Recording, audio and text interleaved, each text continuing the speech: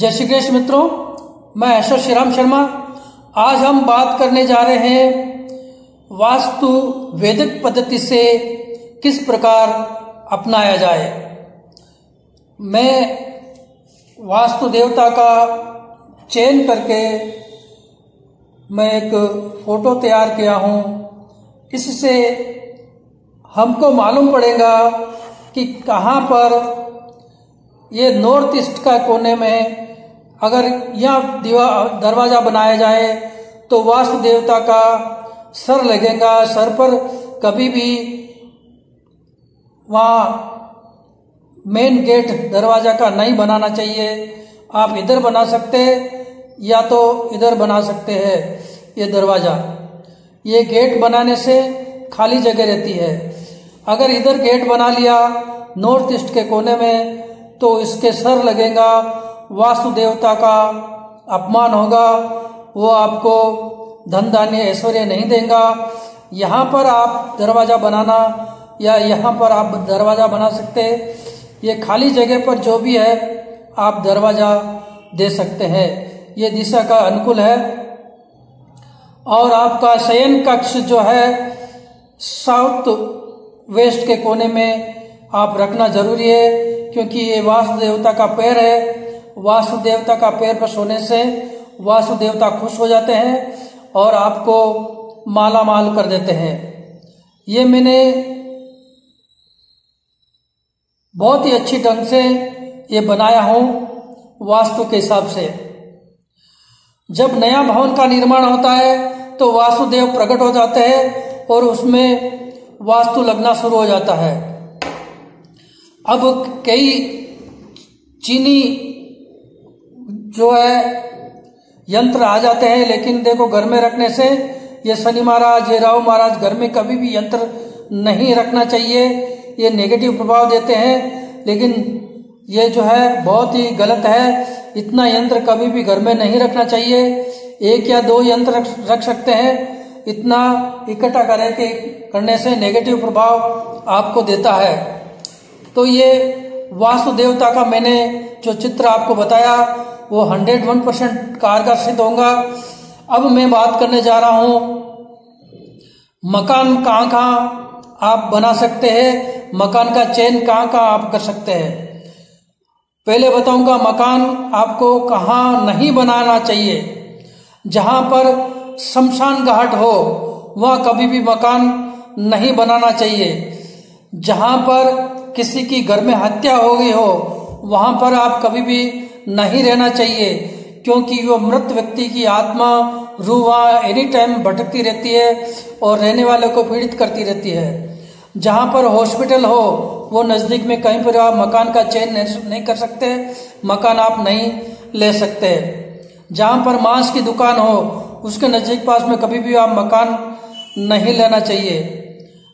और जहां पर चमगादड़ ज्यादा रहती हो वहां पर कभी भी आप मकान नहीं लेना चाहिए। जहां पर टी जंक्शन हो, टी जंक्शन के ऊपर के कोने में कभी भी आप मकान का चयन नहीं करना चाहिए। वहां पर जो है उस मकान में रहने वाले के पास एक्सीडेंट का बहुत ही प्रभाव रहता ही रहता है।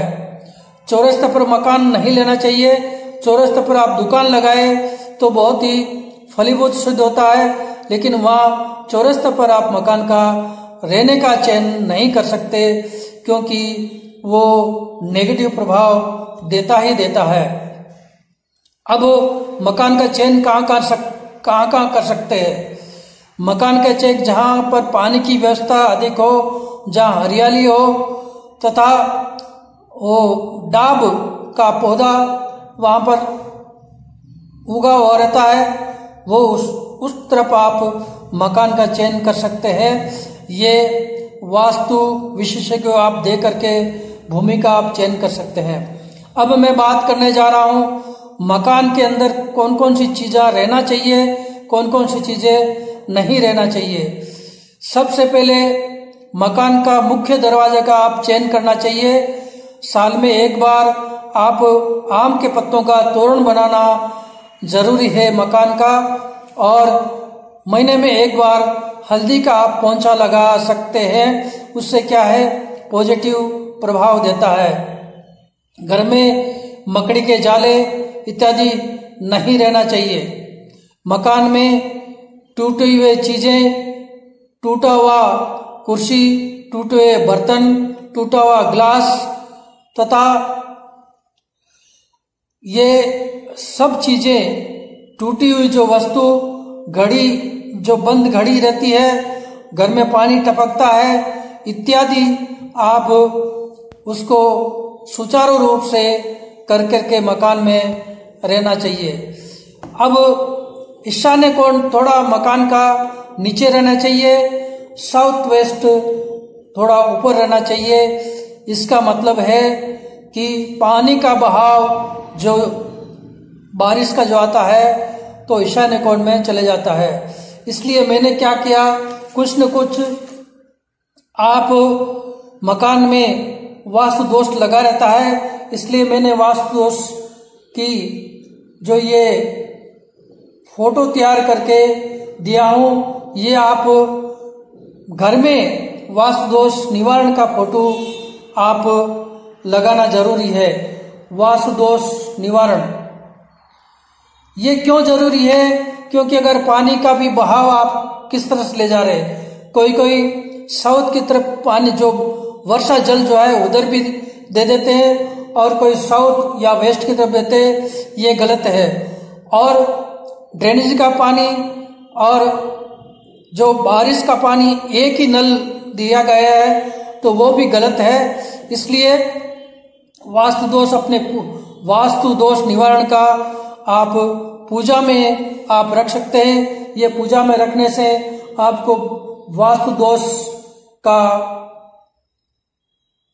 नहीं लगता, वास्तु दोष नहीं लगता है। यानी पूजा आप करेंगे तो वास्तु देवता खुश हो जाते हैं, आपको नेगेटिव प्रभाव नहीं देते हैं, पॉजिटिव प्रभाव देने लग जाते हैं। मैं इसका चार्ज आपको 500 रुपीज कर रहा हूँ। इसको पोजीशन देकर करना पड़ता है, ये पावर देकर करना पड़ता है। इसके साथ आप आर्ट के साथ मेरे ऑफिस के द्वारा आप मंगा सकते हैं। इसमें हर तरह का 10 दिशाओं तथा ब्रह्म स्थान का जो पावर ऑफ के हिसाब से दे करके 10 दिशाओं का पावर दे करके आपको भेजा जा सकता है। इसका ₹500 मैंने चार्ज करा है और कोरियर चार्ज इसका अलग रहेगा।